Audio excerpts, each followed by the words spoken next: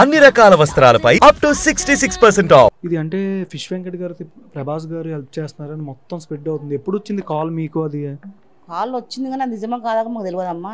ఏ రోజైతే మేము జర్నలిస్ట్ చేసినామో ఆ రోజు వచ్చింది, కానీ అది నిజమా కాదు. అదే రోజు ఇంటర్వ్యూ చేసింది కదా, అదే రోజు వచ్చింది. కానీ వచ్చిందా కాదా కూడా మాకు తెలియదు. ఈ రోజు పెడితే మేమే షాక్ అయినాం. 50,000 లక్షలు ఇస్తే మేము ఈ హాస్పిటల్ ఎందుకుంటాం, మేము ఇప్పుడు చూస్తుంటే ఇంటర్వ్యూలు అందరూ వస్తున్నారు. నిజమే కాదు నిజమే కాదు, అదే మేము అనుకుంటున్నాం కాదు కాదు అని అప్పుడే వచ్చేది అందరూ. అది ఫేక్ న్యూస్, ఇది అసలు కాదే కాదు. అట్లా 50 లక్షలు ఇస్తే మేము మీరు ఎందుకుంటాము, హాస్పిటల్ పోతాం కదా ఆపరేషన్ చేయడానికి. కిడ్నీలు ట్రాన్స్ప్లాంట్ చేయాలని ఎప్పుడు అన్నారంటే డాక్టర్ గారు? చెప్పింది డాక్టర్, చాలా ఎమర్జెన్సీ ఉండమ్మా, ఖచ్చితంగా కిడ్నీ వేసుకోవాల్సిందే, వేసుకుంటే ఆయనకి ఏమైనా భయం ఉంటుంది కానీ లేకపోతే అస్సలు లేదు, ఆయనకు అన్నీ అది అయిపోయింది అని చెప్పారు. కిడ్నీ ట్రాన్స్ప్లాంట్ దొరికిందా ఇప్పుడు డోనర్ కానీ? ఎవరు వచ్చిరు, 3 వచ్చిరు కానీ పైసలు అడుగుతారు. ఒక 30 లక్షల దాకా అడిగింది నాకు ఒక ఆయన. ఒక ఆమె 30 లక్షలు అడిగింది, ఒక ఆయన 20 లక్షలు అడిగింది. నేను అప్పటికి రోషన్ నెంబర్ తీసుకొని ఫోన్ చేయండి, కలవండి, మాట్లాడండి అని కూడా చెప్పిన. సరే ఎవరైతే మాకు ఇస్తారో వాళ్ళని మీకు పరిచయం చేపిస్తామని నేను కూడా చెప్పిన. ఇప్పుడు మీరు అమౌంట్ ఇస్తే మేము వస్తామని వచ్చేటోళ్ళు కూడా ఉన్నారు. డాక్టర్ ఏమో ఇప్పుడు రోజున వచ్చేప్పుడేమో ఆపరేషన్ కంపల్సరీ చేపిస్తామని అనరా.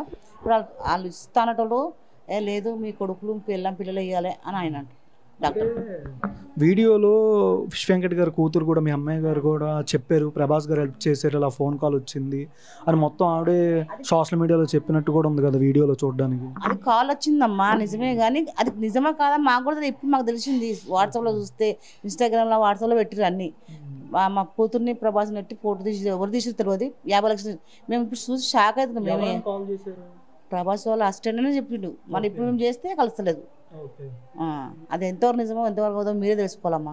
ఎన్ని రోజులు అయింది కాల్ వచ్చి? అంటే మీకు 5 రోజులు అవుతుంది, సోమవారం.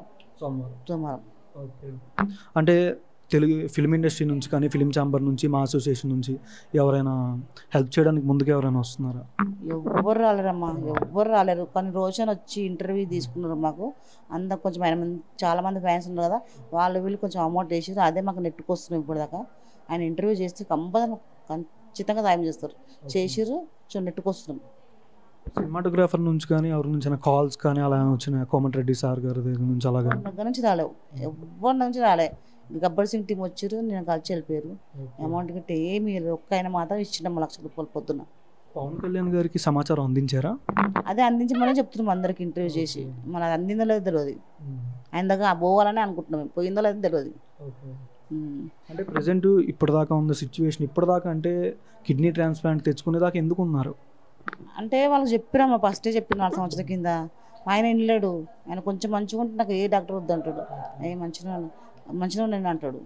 వినలేకుండా ఇంతవరకు తెచ్చుకున్నాడు. కానీ ఖచ్చితంగా ఇప్పుడు చేసుకోవాల్సింది ఆయన. ఎప్పుడు అంటే డాక్టర్స్ ఏమైనా డేట్ ఏమైనా చెప్పారా ఈ రోజు చేస్తాం? డేట్స్ గిట్ట ఏం లేవు, ఇప్పుడైతే డేట్ గిట్ట ఏం లేవు. ఖచ్చితంగా ట్రీట్మెంట్ అంటే కిడ్నీ మార్చాలి, కిడ్నీ మార్చాలి అని మంచిగా అవుతాడు అని చెప్తారు. లాస్ట్గా మీతో వెంకటన్న ఏమని మాట్లాడారు ఫిష్ వెంకట్ గారు? అంటే రోజు మాట్లాడతాడు కానీ రోజు డల్గా ఉంటుంది. లాస్ట్గా ఏమంటే ఇక నేను ఏం చెప్పాలి, రోజు మంచిగా మాట్లాడతాడు. ఆదివారం కూడా మాట్లాడాడు, కడుపు గిట్ట అంత ఉబ్బిపోయింది, మాట్లాడడానికి అవుతుంది ఆయనకు. ఇక్కడ నన్ను హాస్పిటల్కి పోదామంటే వస్తున్నాడు ఆయన. ఇట్లయితే వాళ్ళ ఫ్రెండ్ కూడా ఉంటాడు ఆయన, కాలేపంట ఆయన. అన్న నువ్వు ఆటో మాట్లాడన్నా ఇట్లా చేసి తీసుకొని పోదామని చెప్పి పక్కకు మా దగ్గర రామ్నగర్లో తీసుకొని పోయినాం. మా ఆయన వాళ్ళ ఫ్రెండ్, మా పాప, నేను ఇంకొక ఆటో ఆయన హెల్ప్ చేసి తీసుకుని, అప్పుడు మా పిల్లలు లేరు, తీసుకొని సోమవారం చూపించాను. అలాగే ఇక్కడ కాదమ్మా కుదిరి చాలా సీరియస్గా అయింది ఆయన, ఖచ్చితంగా పెద్ద హాస్పిటల్ తీసుకోవాల్సిందని చెప్పి నేను. మా బాబాయ్ ఏం చేసింది, ఎక్కడ పోయినా డబ్బులు ఎక్కువైతే మన డబ్బులు లేవని చెప్పి మా ఫ్రెండే అని చెప్పి తీసుకొచ్చాను. వాడేమో ఫస్ట్ టైం తీసుకురా అన్నాడు, ఇక్కడికి వచ్చిన లక్షల బిల్లు వేస్తుండు. అంటే పెద్ద హీరోల నుంచి కానీ ఫోన్ కాల్స్ అలా వచ్చి మీ బాగోగులు ఎవరైనా తెలుసు కనుక్కున్నారా? లేదు, వాళ్ళు నా విన్నారు హాస్పిటల్లో. మేము 6 రోజుల నుంచి అందరం విన్నారు, మా పిల్లలు నేను అందరం వినే. అసలు ఇంటికే పోతలేము మేము అసలు. ఎట్లాంటి కాల్స్ రాలేవు అమ్మా. ఇదైతే ఫేక్ న్యూస్. మరి ఈ రోజున ఏం చెప్తుంటే ఏమో చెప్పమని చెప్పి కొంచెం అయితే ఫేక్, అసలు మాకు ఎట్లాంటి కాల్ రాలేదు. ఎక్కడ చూసినా ప్రభాస్ గారు కాల్ చేసి 50 లక్షలు ఇచ్చారని కూడా వస్తుంది. ఇంకా మంచిదే కదా అమ్మా, ఇస్తే ఇంకా మంచిదే కదా, చెప్తాం ఇచ్చామని చెప్తాం కదా. అంత పెద్ద హీరో దగ్గర తీసుకుని అబద్ధం ఆడితే బాగుంటుందా? అంత పెద్ద హీరో దగ్గర తీసుకుని అబద్ధం ఆడితే బాగుంటుందా? అట్లా అంతే ఏం లేదమ్మా. ఆయనకు కూడా అందటట్టు చూడండి మీరు, ఇదంతా ఫేక్ న్యూస్ అంతా. ఇస్తే ఇచ్చినమని చెప్తాం కదా, ఆయన పేరు ఉంటుంది కదా. ఇప్పుడు మా ఆయన బతుకున్న రోజులు మా ఆయననే యాడ్ చేస్తాం, ప్రభాస్ చేస్తేనే మాకు ఇట్లా అయ్యిందని. హాస్పిటల్లో జాయిన్ చేసి ఇప్పుడు 7 రోజులు అవుతుందమ్మా. 7 రోజులు. ఫస్ట్ కాల్ ఆపరేషన్ కానీ కూడా ఇక్కడ సర్జరీ చేసినప్పుడు అన్ననే రోషన్ అన్ననే వచ్చినాకనే మాకు పాపం ఆయన తీసుకుపోయిండు, అంతా ఆయన చెప్పించిండు. అప్పుడు కూడా పాపం అన్నం చూసి అందరు వేసి పైసలు అప్పటి నుంచి ఇప్పటిగా నెట్టుకొస్తుంది కూడా ఆ పైసలతోనే. నేను తింటే తిన్నామని చెప్తాను, తినకుండా తిందని చెప్తాను. కానీ ప్రభాస్ చేసిండు అంటే అది అబద్ధం కదా, అది ఎంత అబద్ధాలు ఆడడం అది కరెక్ట్ కాదు కదా. ఆ ప్రభాస్ అన్న కూడా తెలియాలి, అన్నగా తమ్ముడు అవుతుండొచ్చు కానీ అది తెలియాలి ఆయనకు.